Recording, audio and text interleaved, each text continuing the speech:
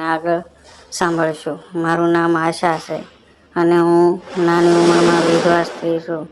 મારા લગ્નને 4 વર્ષ થયા બાદ મારા પતિ ગુજરી ગયા અને હવે વાર્તા આગળ વધીએ એ પહેલાં ચેનલને લાઇક, શેર અને સબસ્ક્રાઈબ કરી દેજો। મારા ઘરે મારા સાસુ સસરા હતા અને હું મારા 2 વર્ષનો દીકરો રાજુ હતો। મને સહારો આપે એવું કોઈ હતું નહીં। મારા સસરા તો મારી સાસુમાં મસ્ત રહેતા હતા। હું સાવ એકલી પડી ગઈ હતી। એવામાં એક દિવસ મારા નણંદનો ફોન આવ્યો, આશા ભાભી તમે ચિંતા કરશો નહીં, હું વિજયને તમારી જોડે થોડા દિવસ મોકલું છું, એ તમને અને રાજુને સાચવશે। મને થોડી હળવાશ થવા લાગી।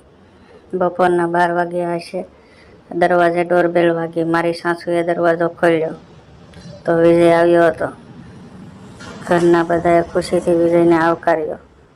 હું વિજય માટે કિચનમાં ચા બનાવીને લાવી। ચા પીધા પછી હું તેને ઉપરનો એનો રૂમ બતાવવા લઈ ગઈ। વિજયે કહ્યું થેન્ક યુ। મેં કહ્યું આમાં થેન્ક યુ શાનું, એ તો મારી ફરજ છે। વિજયને આવ્યાને 2-3 દિવસ થઈ ગયા। વિજય મારી પાસે બેસવા આવતો અને કહેતો મામી આમ અચાનક મામા ગુજરી ગયા એ વાત ઉપર મને આશ્વાસન આપવા લાગ્યો। હું સફેદ સાડીમાં પણ સુંદર દેખાતી હતી। વિજય મને ઘૂરીને જોતા રહેતો। એક દિવસ તો બોલ્યો મામી તમે હજુ બીજા લગ્ન કરો એવા સુંદર લાગો છો, તો પછી તમે કંઈ બીજું કેમ વિચારતા નથી? ના વિજય, બસ હવે તો આ જિંદગી આમ જ કાઢી નાખીશ અને રાજુ છે ને મારો સહારો। અરે મામી હું પણ છું ને, તમે ચિંતા ના કરો, હમણાં હું અહીં છું। પણ આ તો તમે હજી એકદમ જવાન છો એટલે કહી દીધું। મામી શરમાઈને તેના રૂમમાં જતા રહ્યા। મારા મનમાં મામીના જવાનીનો આનંદ લેવાની ઈચ્છા થઈ રહી હતી, પણ મામીના મનમાં એ વાત જાગૃત કરવા માટે હું અસમર્થ હતો। મામીએ આજે આછા બ્લુ કલરની સાડી પહેરી હતી અને ચા નાસ્તો આપવા મારા રૂમમાં આવ્યા અને જોરદાર લાગતા હતા। મેં કહ્યું મામી આજે પણ તમે જોરદાર લાગો છો। મામીએ કહ્યું બધું નકામું છે, ખાલી નામની જિંદગી રહી છે। મેં કહ્યું ના એવું ના બોલો, હજી ઘણું બધું શક્ય છે। હું દાદા દાદીને તમારા બીજા લગ્નની વાત કરીશ। મામીએ કહ્યું ના એવું ના કહેતો, તને મારી કસમ છે। પછી મામી બોલી એ બધું જોવા દે, તારા માટે ગરમ પાણી છે, તું નાહી લે અને કહ્યું ઠીક છે।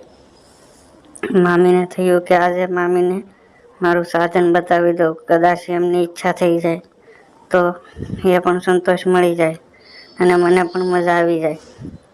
એવા વિચારોમાં હું બાથરૂમમાં ચાલ્યો ગયો।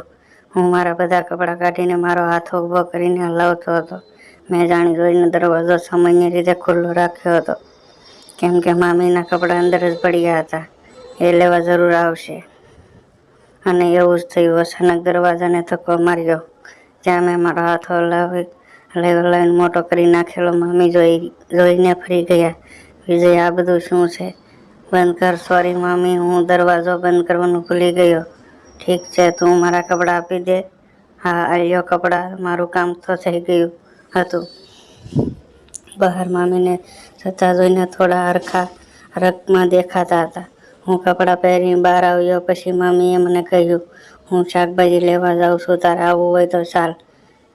મેં રાજને પણ સાથે લીધો છે। મેં રિક્ષામાં ગયા। બજારમાં હું મામીને જોતો વિચારતો હતો આમ જવાની શું થશે? મામીએ કહ્યું શું તાકીને જોવે છે? મારા સામું કંઈ નહીં મામી, મારે હવે મામીની ભોગવવી છે। પછી અમે બજારમાં પાછા જવા નીકળી ગયા, પણ રિક્ષા કાંઈ હોય નહીં એટલે અમે બસ પકડી। બસમાં ભીડ હોવાથી મામીને મારી આગળ ઊભા રાખ્યા। હાથ અડાડવાની કોશિશ કરી। મામીએ કહ્યું થોડો દૂર ઊભો રહી જા। હા મમ્મી લ્યો, થોડો ગભરાઈ ગયો। ઘર આવીને જોયું, અમે બંને ઘરે પહોંચી ગયા। હવે રાતના જમી અમે બધા પોતપોતાના રૂમમાં ગયા, પણ આજ તો ટુવાલ વીંટીને સૂતો હતો અને મોબાઈલ જોતો હતો। તેવામાં મામી આવ્યા। અરે વિજય ઊંઘી ગયો? અરે ના મામી, તમે આવો, બેસો, હું જાગું જ છું। મારો ટુવાલ રમણ વીંટાળેલો હતો। મારો હાથો જાડો હોવાથી નોંધારો દેખાતો હતો। મામીએ કહ્યું આજે તમારા મામાને ગુજરી ગયાને 4 વર્ષ પૂરા થઈ ગયા। મેં મારા હાથને મસળવાનું ચાલુ કર્યું. મામી વાતમાં ધ્યાન ના આપ્યું તો મામીએ કહ્યું, તારું ધ્યાન ક્યાં છે? તમારામાં મામી એમ કહીને એમના પગ ઉપર હાથ મૂક્યો. મામીએ હાથ બાજુમાં મૂકી દીધો. મેં ફરીવાર મૂક્યો. તેણે ફરીવાર બાજુમાં મૂકી દીધો. મેં ફરીવાર મૂક્યો. પછી તેણે હટાવ્યો નહીં. હું એના પગ દબાવવા લાગ્યો અને તે ગરમ થતા હોય એવું લાગ્યું. મેં હાથ ધીરે ધીરે આગળ જવા દીધો અને બોલ્યા, શું કરો છો? કેમ મામી, તમને નથી ગમતું? એવું નથી વિજય, પણ આ બધું યોગ્ય છે ખરું? આ કેમ નહીં? તમારા ટેન્શન દૂર કરવા માંગુ છું. પછી ઊભા થઈને એમને હક કરી મામીને ધક્કો મારીને દૂર કરી દીધો. રહેવા દે, છોડી દે, હું હવે ઊંઘવા જાઉં છું. ફરી સોંટી ગયો. આ વખતે તે બોલ્યા નહીં અને તે ઊંચા થઈ ગયા. હવે મને છોડવા માંગતા ન હતા.